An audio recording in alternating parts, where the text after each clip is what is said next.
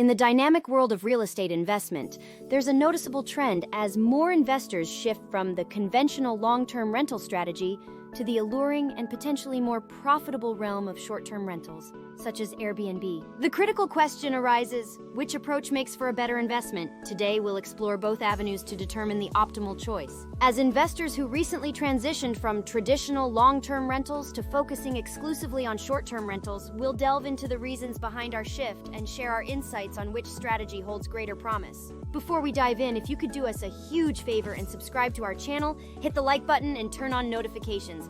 We'd truly appreciate your support. As a growing channel, every bit of encouragement goes a long way. A long-term rental is the conventional method where you purchase a property, secure a tenant through a lease for an extended period, typically ranging from 6 months to 2 years. In this model, tenants pay a fixed monthly amount, allowing you to profit by charging more in rent than the property's operational costs. On the other hand, short-term rentals involve hosting guests for shorter durations, usually 1 to 2 nights or even a week.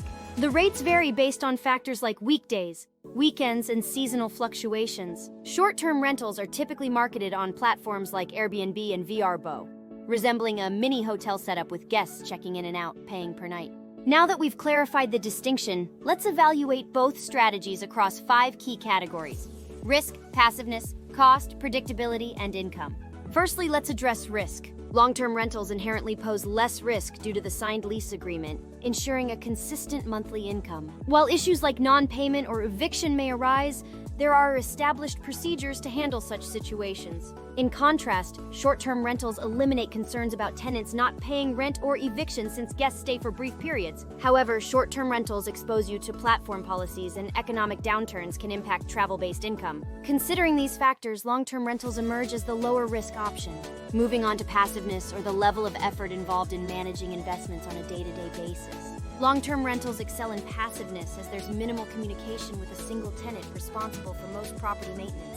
Turnover is infrequent, requiring attention only every 6 to 18 months. In contrast, short-term rentals demand constant communication with guests, addressing issues like supplies, repairs, and coordinating with cleaning services. Long-term rentals triumph in passiveness due to their hands-off nature. Now let's talk about acquiring a property. Long-term rentals offer simplicity as tenants bring their furniture, minimizing the need for furnishing. Short-term rentals, however, provide better financing options as vacation homes, reducing upfront costs despite the additional need for furnishing. This round goes to long-term rentals. Moving on to predictability, long-term rentals secure a fixed monthly income through signed leases, ensuring payment regularity. Short-term rentals, with their dynamic pricing and reliance on travel trends, exhibit less predictability in income. In this category, long-term rentals claimed the advantage. Lastly, the burning question: income. Short-term rentals often outshine long-term rentals in revenue generation.